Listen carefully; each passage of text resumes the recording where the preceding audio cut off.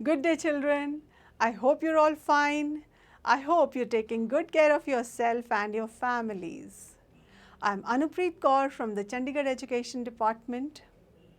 Children, who is it that you love a lot? Your parents, grandparents, your uncles, your aunts, your siblings, and your friends. Is there anybody else that you love?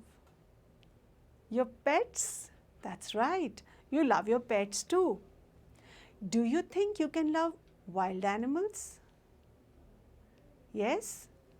Do you think they can love you back? Is it possible? Well, today we shall read the story The Bond of Love by Kenneth Anderson from your Class 9 NCERT textbook, Beehive. This story is about the bond of love formed between the author's wife and a sloth bear, whom they had brought up from his infancy. They gave so much of love and affection to the bear that the bear loved them back. The bear reciprocated the love, the warmth, the affection that he got from the lady. He loved her very dearly too. So there was an extremely strong emotional bond between the two of them. Let's enjoy the story. Kenneth Anderson was an India-born British writer and hunter. He wrote many books about his adventures in the jungles of South India. He was born on 8th March 1910 and died in 1974. He lived in Bangalore. His popular books are Man-Eaters and Jungle Killers, 9 Man-Eaters and 1 Rogue, The Call of the Man-Eater, This is the Jungle, The Tiger Roars, Jungles Long Ago, The Bond of Love, Jungle Tales for Children, and many others. His books have been translated into many languages. Sloth bears inhabit forested areas including the tropical rainforests of India and grasslands at lower elevations. So these bears are found in grasslands which are at lower heights, at lower altitudes in the hills. And you find these bears in the tropical rainforests. Sloth bears have very shaggy hair and long muzzles. Using their claws to dig, they can then use their lips to form a tube which can go deep into the ground or into hard-to-reach areas like dead trees for their food. Their main food is termites. You can hear them suck up their food from several feet away. So they enjoy eating termites. Termites eat the wood and the bears eat the termites.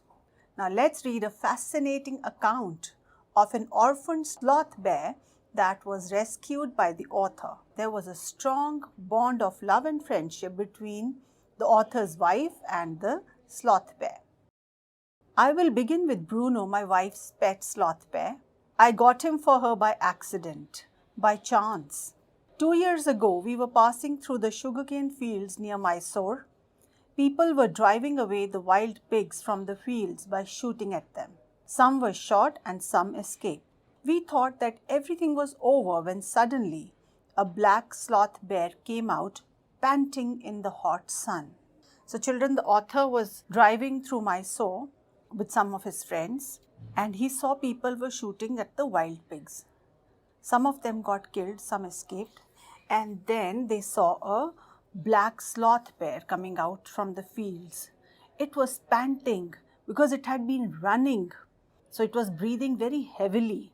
And this panting could have been out of fear and because of the heat of the sun and also because it was running. Children, do you think it is okay to shoot at wild animals? Well, the farmers did it because the pigs would destroy their fields. They wanted to protect their sugarcane fields from the pigs. That's why they were shooting at them. Some other system should have been adopted because one should not kill other animals.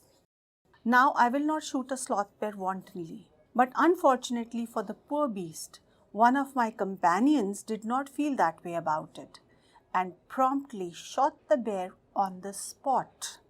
Children, the author did not believe in shooting a bear just for the sake of it. But one of his companions shot at the bear. Do you think it was okay for his companion to shoot the bear?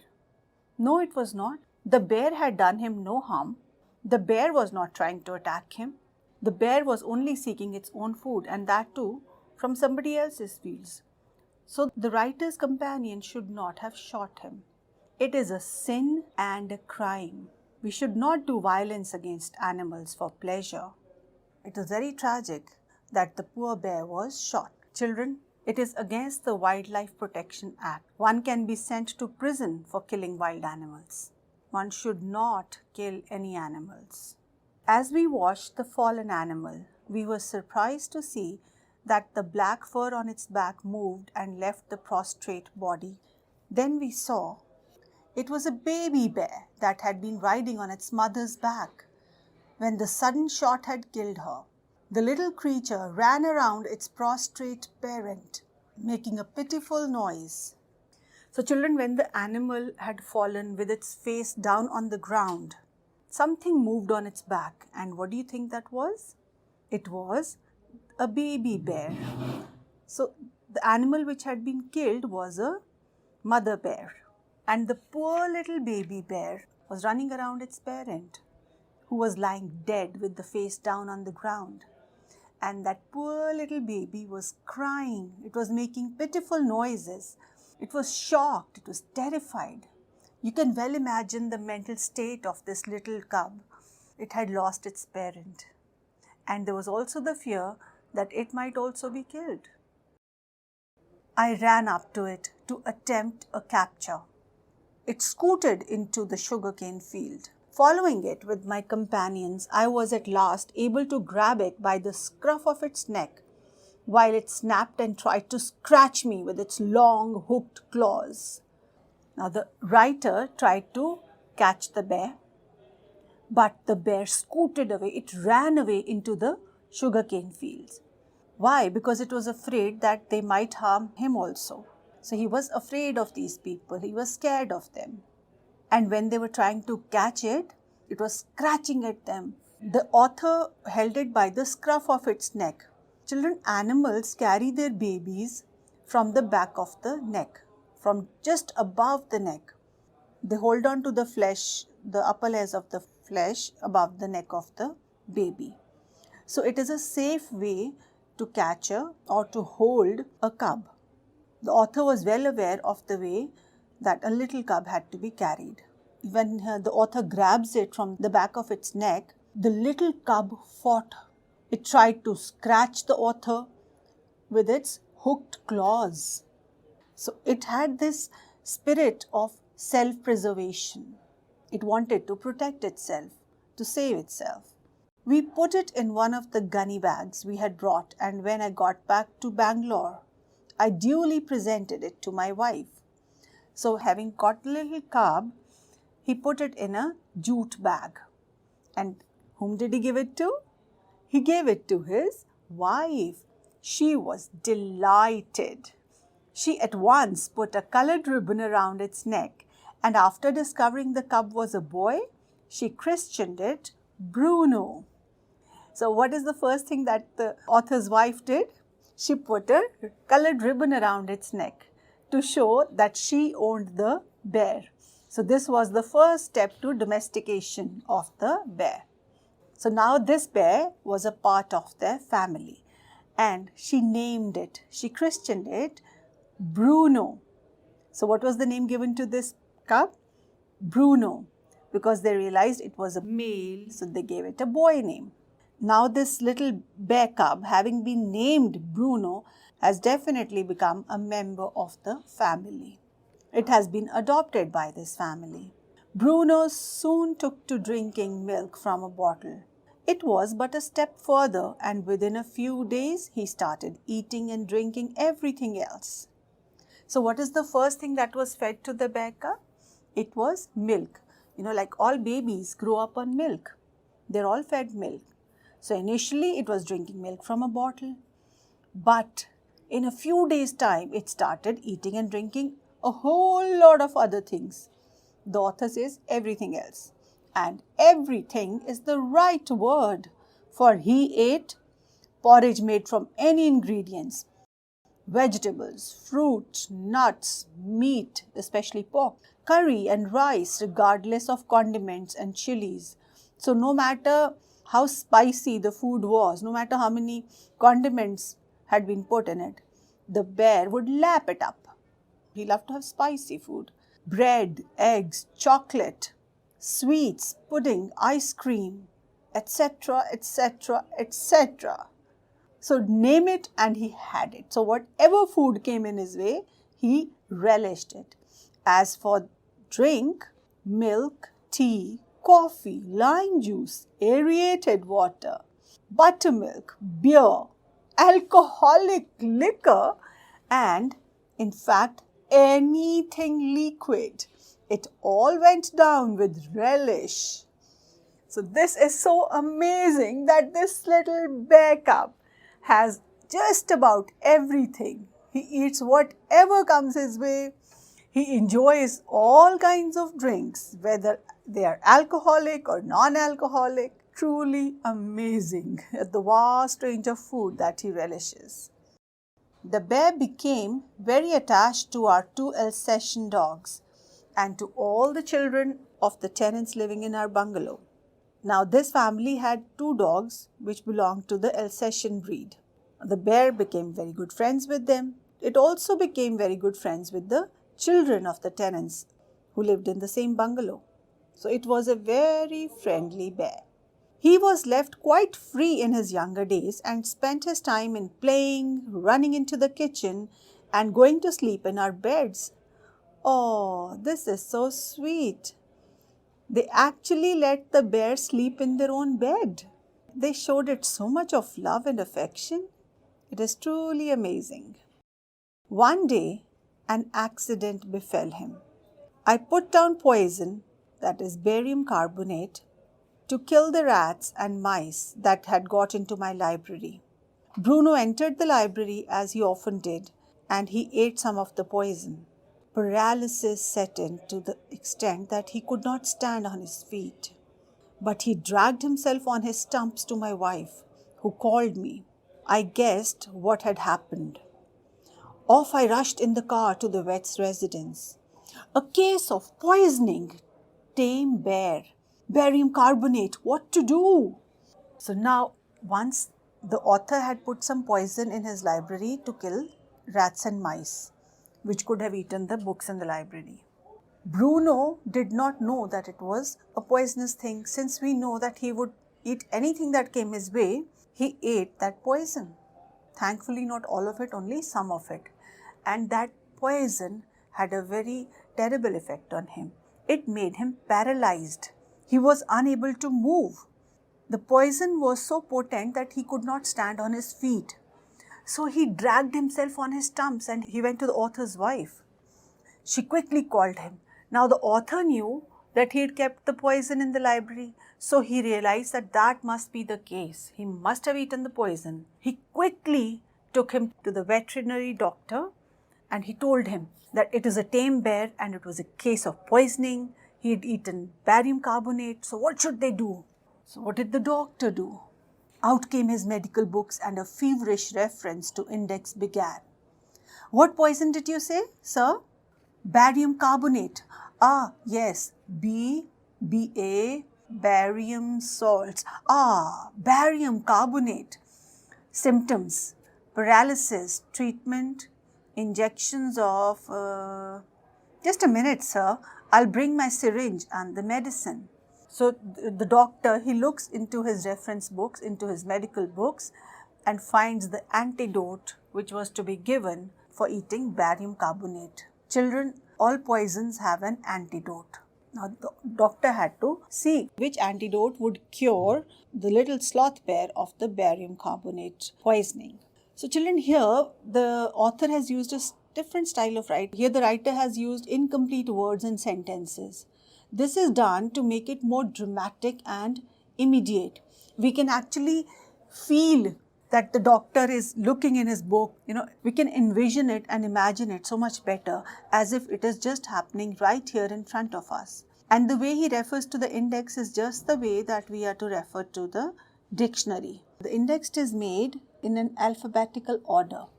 So the doctor looked very feverishly, means very fast, at the index. A dash back to the car, Bruno still floundering about on his stumps, but clearly weakening rapidly. Some vomiting, heavy breathing, with heaving flanks and gaping mouth. Now the writer rushes back to the car where Bruno is still lying. It is struggling to move on its stumps, and it is becoming weaker rapidly, very fast. It's losing strength. It was vomiting. It was breathing very heavily because its breathing was very uncomfortable because of the poisoning. And the flanks, the sides of his body between the ribs and the hips were heaving. He could see them rise and fall because the poor little bear was having a lot of trouble breathing properly. That is why the flanks were heaving. And the mouth was gaping. It was lying open. So the poor little bear is suffering a lot because of the poison. Hold him, everybody. So the doctor asked everyone to hold him. In goes the hypodermic. Hypodermic is a long needle used to give an injection under the skin. Bruno squeals, it screams when the needle goes into its skin. 10 cc of the antidote enters his system without a drop being wasted. So an antidote is a medicine which is used to counteract the poison. So 10 cubic centimeters of the antidote was injected into him. And not a drop was wasted because antidotes are very precious and very expensive too. 10 minutes later, conditions unchanged. Oh my God, there is no improvement in his condition. Another 10 cc was injected. 10 minutes later, breathing less stertorous. Bruno can move his arms and legs a little, although he cannot stand yet. So now some movement came into his arms and legs and his breathing became less noisy. So earlier it was very stertorous because it was very noisy breathing. Then this is like one is snoring. Stertorous sound is like this. The breathing sounds like snoring, and that is in a very dangerous condition. But finally, after having been injected with 20 cubic centimeters of the antidote, his breathing became more comfortable. 30 minutes later, Bruno gets up and has a great feed. He looks at us disdainfully as much as to say, "What's barium carbonate to a big black bear like me?" Bruno is still eating. So Bruno is so fond of food. After 30 minutes of having taken the antidote, he became hale and hearty. He got up and had a great meal. He ate a lot after that. And then he looked at them disapprovingly as if to say, "Why are you so concerned? I'm absolutely fine. Barium carbonate or any other poison cannot harm me." Bruno was still eating. So this is a slightly humorous statement when the writer says he looks at us disdainfully as much as to say, "What's barium carbonate to a big black bear like me?" So the little bear is very proud of the fact that he has conquered, that he has overcome the poisoning, that he is absolutely fine and nobody need worry about him. Another time, he found nearly 1 gallon of old engine oil which had drained from the sump of the Studebaker and was keeping as a weapon against the inroads of termites. He promptly drank the lot, but it had no ill effects whatever. So children, Studebaker is an old American car, and in its sump is the base of an internal combustion engine which serves as a reservoir for oil for the lubrication system. So from its reservoir, the author had drained the oil. What was the oil to be used for? Termites were coming into the author's house, and the author kept this oil to protect his house from termites. So if there was any place, any area in his house where the termites were trying to make inroads, he would put that oil over there and it would be protected from those termites. But our little sloth bear, Bruno, he drank it. And would you believe it? Nothing happened to him. He was absolutely fine despite having 1 gallon of old engine oil. This is so surprising. So this is quite a lucky little bear who has recovered from poisoning, who has not suffered any kind of ill effects from having had 1 gallon of engine oil. So these are the two very scary incidents for the family. The first scary incident was when Bruno had the barium carbonate, and the second scary incident was when he drank 1 gallon of old engine oil. Thankfully, he survived both. The months rolled on and Bruno had grown many times the size he was when he came. So in a few months, he grew to be quite large. He had equaled the Alsatians in height and had even outgrown them. So he was actually bigger than the Alsatian dogs in a few months, but was just as sweet, just as mischievous, just as playful. And despite the fact that he had grown so much in size, he was still very sweet, still very naughty and playful like a little baby. And he was very fond of us all. Above all, he loved my wife and she loved him too. She had changed his name from Bruno to Baba, a Hindustani word signifying small boy. And he could do a few tricks too. So Baba, people call little boys Baba very affectionately. And he started behaving like a little boy too. He could do a few tricks. At the command, Baba wrestle or Baba box, he vigorously tackled anyone who came forward for a rough and tumble. So he really enjoyed wrestling with people. Whoever came in front of him, once he was given the command of Baba wrestle, he would start wrestling with that person or he would start boxing with that person. Give him a stick and say, Baba, hold gun. And he pointed the stick at you. So he would hold the stick like a gun, pointing it at the person. Ask him, Baba, where's baby? And he immediately produced and cradled affectionately a stump of wood which he had carefully concealed in his straw bed. So he would keep a little stick, a stump of wood, hidden in his straw bed. So anytime he was told, Baba, where's baby? He would run and get that stump of wood and hold it very gently, cradling it in his arms like a little baby.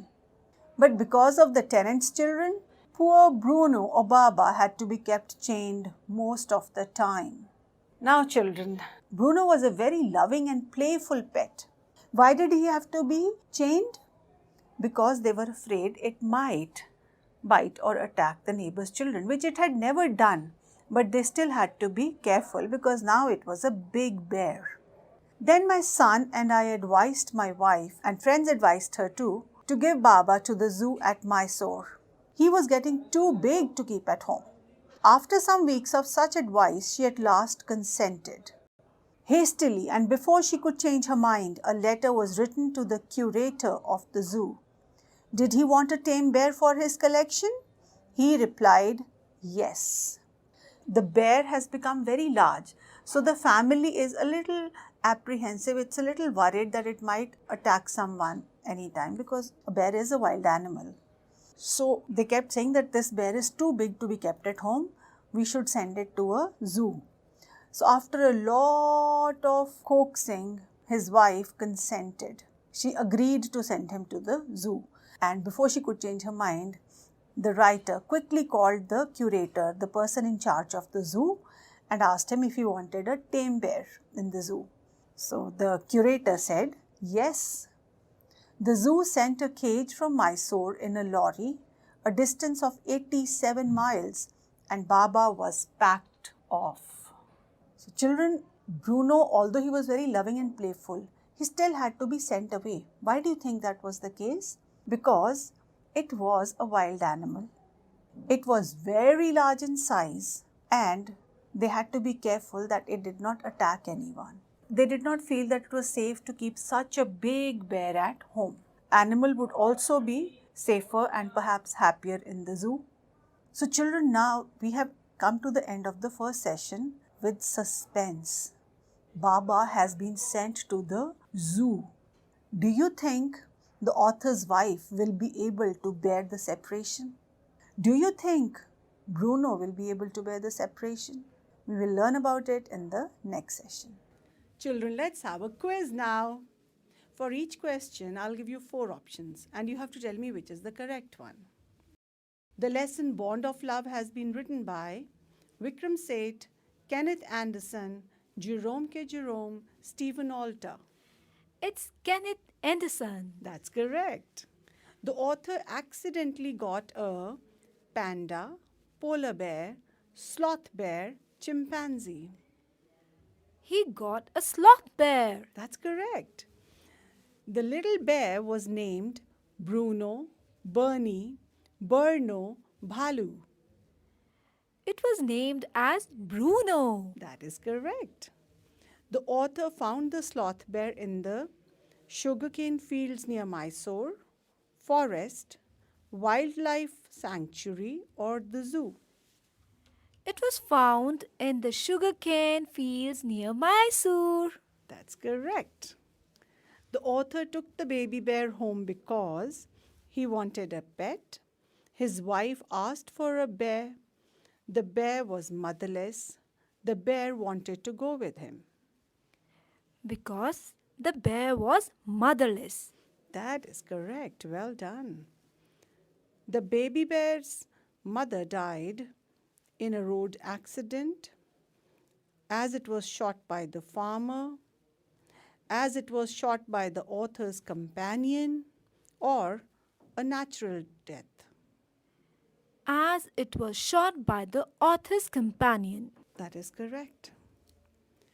Bruno became paralyzed by consuming barium carbonate, sodium bicarbonate, stale food, or calcium bicarbonate. He consumed barium carbonate and he was quite foolish, I feel so. That's correct.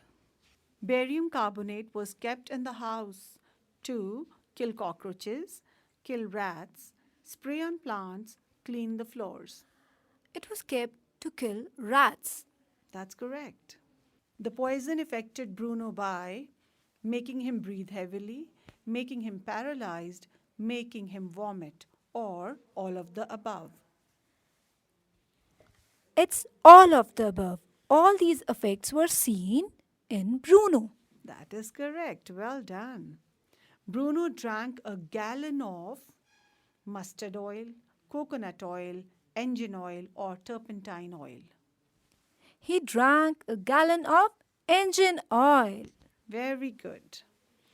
Bruno was sent to the zoo because he was dangerous, he was too big to keep at home, he bit a child, he would break his chains.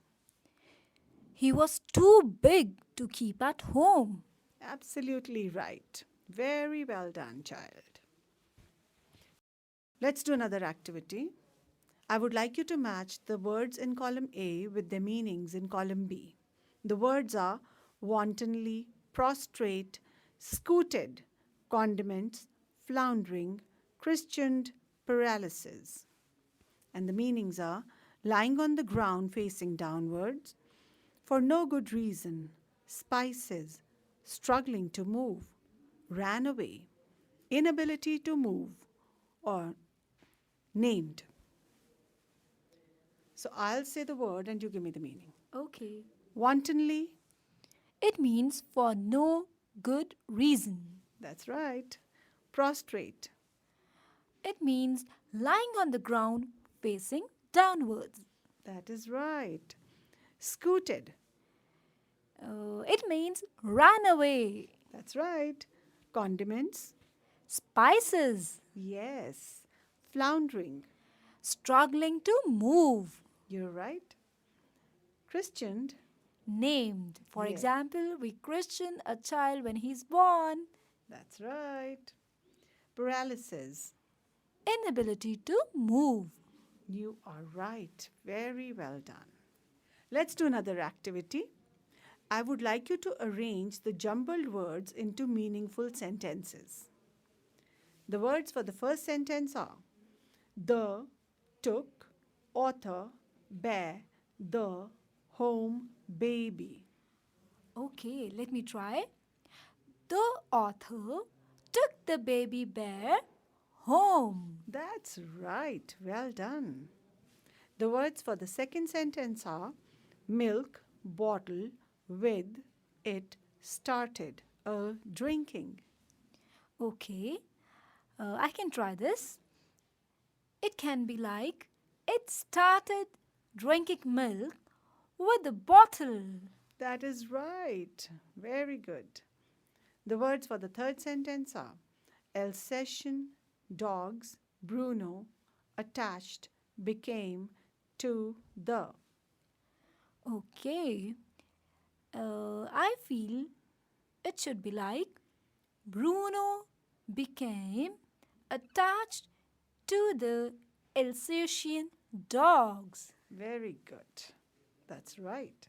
The words for the next sentence are run, play, would, it, and children with the. It is going to be like this. It would run and play with the children. Good. Very well done. Let's do another activity. An adverb is a word or an expression that modifies a verb, adjective, another adverb, determiner, clause, preposition, or even a whole sentence. Adverbs typically express manner, place, time, frequency, degree, level of certainty, etc. Answering questions such as how, in what way, when, where, and to what extent. An adverb usually ends with ly. Some examples of its usage are fortunately, I have a duplicate key, otherwise, we would be locked out. So, fortunately is an adverb used in the sentence. She dances gracefully. Here, gracefully is the adverb. The play ended too quickly. So, too quickly is the adverb. The film is extremely intriguing. Extremely is the adverb here. Now, I would like you to fill in the blanks with suitable adverbs. As an example, we can say, the writer would not shoot the bear wantonly. So, wantonly is an adverb. She does her work dash. I can say neatly or effectively. All right, that's good. In August, it rains dash in Chandigarh. I can say it rains heavily in Chandigarh. That is right. She fell down dash. Clumsily. Yes, that's correct. The servant serves the master dash. Dutifully. That's right. Or loyally. That's also right. Well done. They shouted dash. Loudly. Yes, very well done. Now, children, I would like you to think and write. Write about your pet. Write about how you take care of your pet. And also describe the habits, the behavior, and the antics of your pet. Yes, I will definitely write about it. Good. I hope you're enjoying the story, children. It is such a sweet and beautiful story of a strong bond of love between a sloth bear and a lady.